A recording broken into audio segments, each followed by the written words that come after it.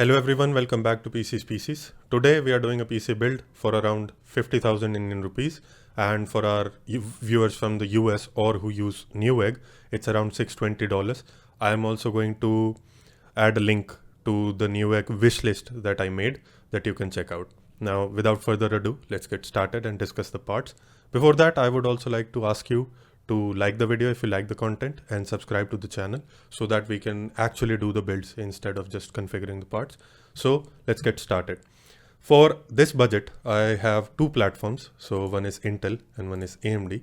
For Intel, I have chosen the i3-14100F, 4 cores, 8 threads, 4.7 GHz boost clock, 3.5 GHz base clock. Base power is at 58 watts and maximum turbo power at 110 watts. For AMD, I've chosen the AMD Ryzen 5 5500. Now it is a 6 core 12 thread part. The maximum boost clock is 4.2 GHz. The base clock is 3.6. Default TDP is 65 watts, but it goes up to 100 or something with precision boost overdrive on. Now let us discuss the pros and cons of these platforms. So in the current configuration, the Intel one, the i3-14100F is slightly faster than the Ryzen 5 5500, but then the Ryzen 5 5500 is also slightly cheaper. Now, if you talk about the upgrade path, now that is where the Ryzen 5 is a better option, because for AM4, the fastest gaming processor that you can get today is a 5700X3D. So you can upgrade to that on the same platform and it will work just fine because it's not too power hungry. With the Intel, you can go up to a locked i5 or maybe an i7. I'm not very sure about that, but only locked parts. But overclocking is not available on the motherboard that we've chosen regardless. So let us talk about the boards. For Intel, we have the Asus Prime H610MED4. I hate the names for these chipsets. Now it's a decent enough board with decent enough power, supports 14th gen out of the box. You may have to go for a BIOS update because they have launched the new microcode to deal with the issues that they were having with the 13th and 14th generation processors. You also get PCIe 4.0x16 for the graphics card and one M.2 slot with support for a Gen 3 drive. So overall, it has 2 DIMM slots as well. So 2 sticks of RAM is the max you can do on this one. So overall, it is an average and okay board for the budget that we have, and it can support the next upgrade of the processor relatively well. For AMD, we have chosen the MSI B55M Pro VDH. This is also a decent board. You get 4 DIMM slots, PCI 4.0x16 for the graphics card, and one M.2 slot for a Gen 3 drive. Now it is also decently equipped and can easily support a 5700X3D if that is going to be your next upgrade on AM4. Before moving ahead, rest of the parts are going to remain the same for both the builds, and also AM4 and the Intel 14th gen, the LGA 700 socket. Both of these are discontinued platforms, so no new parts are going to come out for them. But then again, you still may have an upgrade path a year or two down the line, either in the new market or in the used one. So 5700X3D for AMD or a locked i5 or i7, 14th gen for the Intel one. Now let us discuss the memory. We have Kingston Fury Beast 8GB DDR4 3200 MHz. Now this is a single stick. I've added 2 here. That is why it says X2. It is not a part of the kit. So if you want to go with a kit, it is going to be pricier. The only advantage that it offers is that dual channel memory is a dual channel functionality is almost guaranteed. With this one, it's a little hit and miss. Now I have tried purchasing 2 exact same RAM sticks at different times, and they work just fine in dual channel. But then again, I tell you beforehand that it is hit and miss. For storage, we have the Crucial P3500GB NVMe Gen 3 drive. Now it has around 3500 Mbps of write speed and 1900 Mbps of, no, I'm sorry for that, 3500 Mbps read speed and 1900 Mbps write speed. So it's a decent enough drive. So 500 GB should be enough for maybe your OS and then 1 or 2 games. But then if you want to go with a larger storage, you can do that. But then again, it is going to be pricier.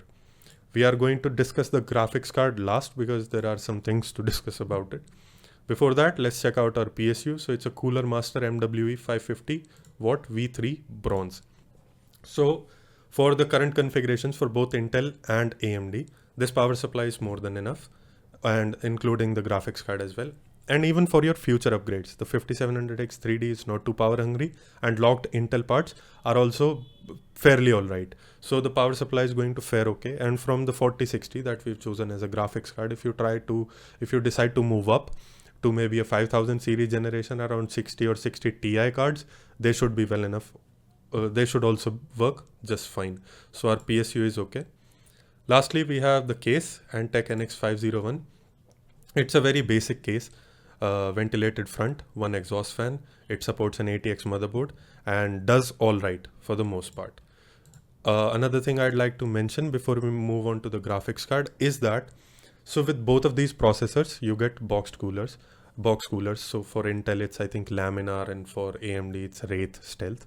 So they do all right, but if you want to get an aftermarket cooler, there's a recommendation, and I'm going to link it in the description below. Now, let us discuss the graphics card. So we have gone with the Gigabyte RTX 4060 WindForce OC 8 gigabytes. In India, we are getting it for around 26,450, so 26.5 thousand.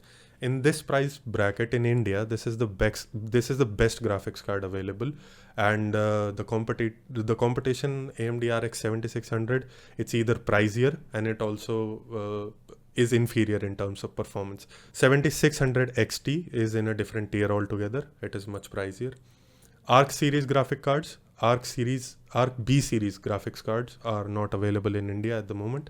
They have done all the announcements and everything, but I cannot find them anywhere in stock. So for this price, the 4060 8 gigabytes GDDR6, this is the best we can do.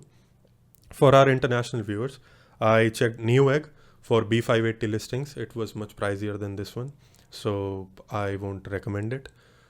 Other than that, there's another problem with Intel, that with lower end processors, because of overhead problems, it is slower than other graphics cards. So in most of the cases, when reviewers were tested the B580 and B570, it was paired with a much faster processor.